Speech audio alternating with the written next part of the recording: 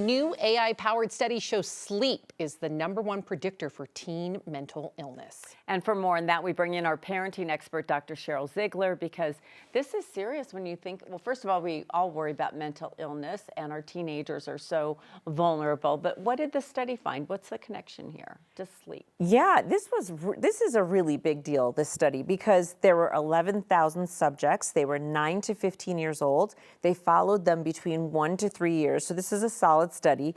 And what they found was, of all the things, adverse childhood experiences, we call them ACEs, so those are usually traumatic events, food insecurity, homelessness, traumatic events.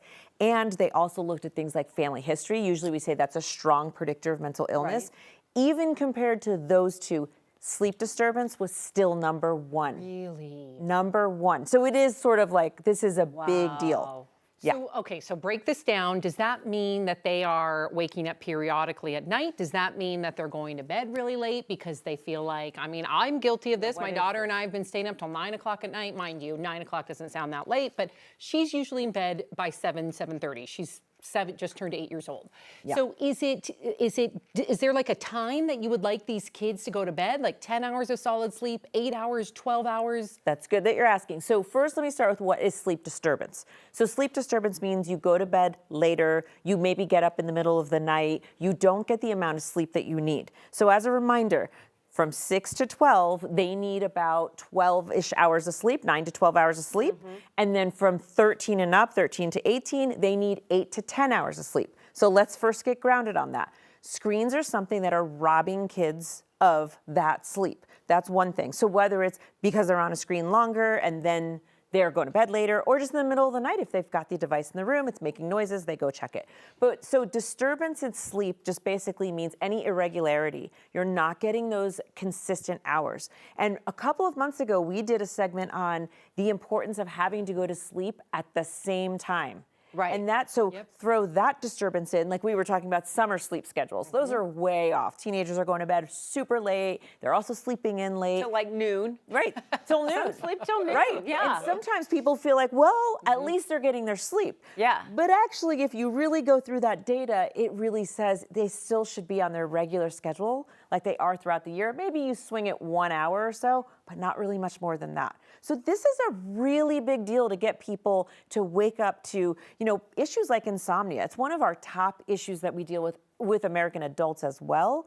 And I think we take for granted. We look at other things, which are all important. The food that they eat and, the quality of, this, that, and the other, but their sleep is something that is so important. And now we have the data to say it's the most important. The most important. Summer is a tough time, and I do think a lot of times with teenagers, growing teenagers, you think, well, they're just growing, that's why they're sleeping so late. But when you talk about the mental health part, also I think when school starts up again, and then you're going back to going to bed early, that's a trigger for anxiety. Yes. Almost. Like, oh, my world's changing now, I gotta go back to school, I'm gonna have to study all the time, and I don't know if I'm gonna have friends, and it does impact your mental health. Absolutely. Sleep is so connected with anxiety. I mean, we know it's one of those things. If someone says, I've been having anxiety, probably the second question I ask them is, how's your sleep? Right? So it either impacts your ability to go to sleep or stay asleep. You wake up and you've got a running list of worries or things to do.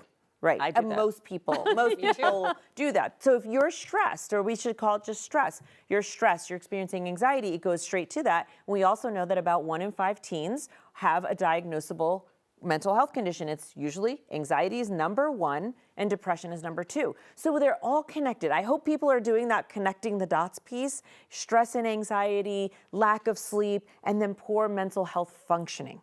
So we really want to look at all that. The other part that was exciting about this study is that an AI model predicted this. So this was one of the first big models that was able to be fed all of this information and was able to pull that through, which we want to take as prevention. So, right, so if somebody comes and says, oh yeah, no, I don't really sleep very well, or oh, they say, my kid doesn't really stay asleep very well, we can now say, well, this is one of those things we could prevent potentially anxiety and depression if we can really focus on the sleep part. So in that way, it's positive because we want to focus on prevention. But on the other hand, this is a multi-billion-dollar industry, insomnia, sleep disturbance, sleep issues. So if it's starting now at 9, 10, 11, you bet there's a good chance that's going to follow you right through adulthood. This is great information. Dr. Zeigler, thank you. The more you know. The Thank more you you very know. much.